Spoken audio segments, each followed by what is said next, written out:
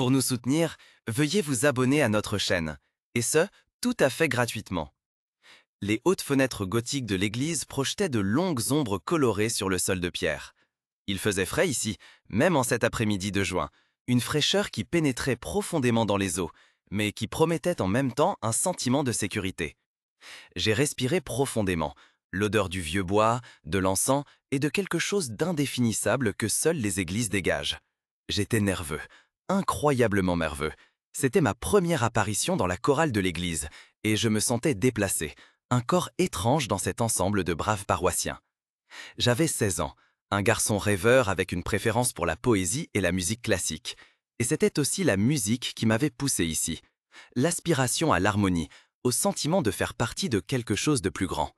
Mais la vérité était que je me sentais différent, depuis toujours. Et cette différence m'avait isolé, avait érigé un mur autour de moi, que j'avais du mal à briser. Le chef de chœur, M. Lehmann, un homme au regard sévère mais aux mains douces, donna le signal. L'orgue se mit en marche, un grondement profond et vibrant qui parcourut tout mon corps. Et puis nous avons commencé à chanter. Un choral de Bach, complexe et magnifique. Et pendant un instant, j'ai oublié ma nervosité, oublié mes doutes, oublié même que j'étais différent. Je n'étais qu'une partie du son, un simple fil dans un magnifique tissu musical.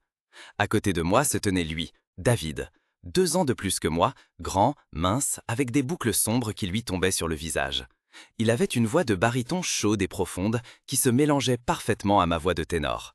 Je l'avais déjà remarqué pendant les répétitions, mais je n'avais jamais osé lui parler. Il avait l'air si sûr de lui, si inaccessible. Nous chantions, la musique s'éleva, remplit la pièce, nous emporta. Et puis, pendant le refrain, je l'ai senti.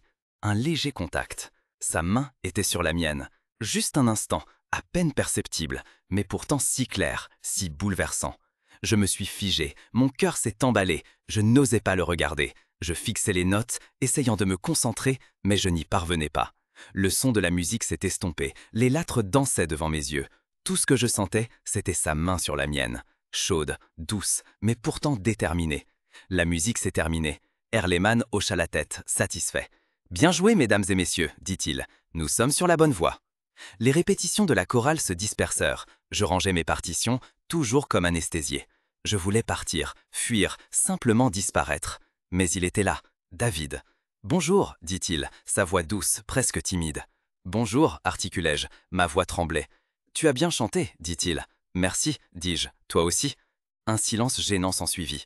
Je ne savais pas quoi dire, je ne savais pas ce qu'il attendait de moi. « Je voulais juste m'excuser, finit-il par dire, pour ma main. » Je le regardais, il était devenu rouge, ses yeux évitaient mon regard. « Ce n'est rien, dis-je, ce n'était pas grave. » « Je ne voulais pas t'effrayer, dit-il, c'était juste, je trouve ta voix belle. » Je sentais mon cœur battre plus vite, je ne savais pas quoi dire, je ne savais pas ce qu'il voulait de moi, mais je savais que je voulais le connaître. C'était le début de quelque chose de spécial, de secret, de quelque chose qui n'avait en réalité pas sa place dans cette petite communauté conservatrice.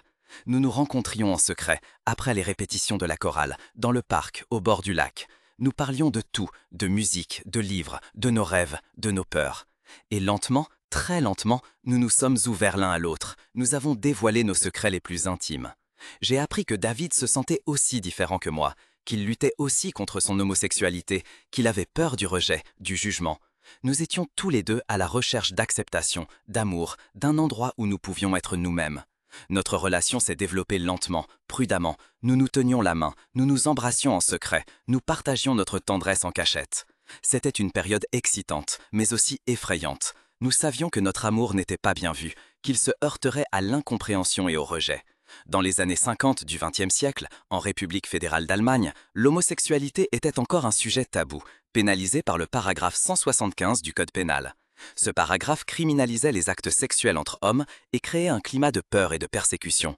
Les hommes homosexuels vivaient souvent dans la clandestinité, par crainte de la discrimination, de l'exclusion sociale et des poursuites pénales.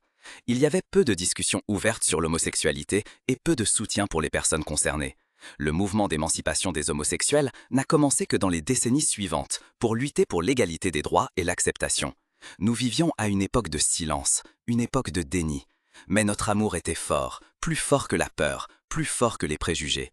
Nous avons trouvé réconfort et force l'un dans l'autre. Nous savions que nous n'étions pas seuls. Quelques années plus tard, en 1969, le paragraphe 175 a été assoupli, mais il n'a été complètement abrogé qu'en 1994. Ce n'est qu'à ce moment-là que l'homosexualité n'était plus punissable en Allemagne. Mais la stigmatisation sociale a persisté longtemps. Notre histoire n'est qu'une parmi tant d'autres, une parmi d'innombrables histoires gays qui ont été écrites au cours de l'histoire. Des histoires d'amour, de souffrance, de courage et de désespoir. Des histoires qui sont souvent restées cachées par peur des persécutions et du rejet. Je me souviens de la main sur la mienne, dans le cœur de l'Église, comme un signe d'espoir, comme une promesse d'un avenir où l'amour n'est plus un péché, mais un cadeau. Un avenir où chacun peut être tel qu'il est, sans crainte d'être jugé.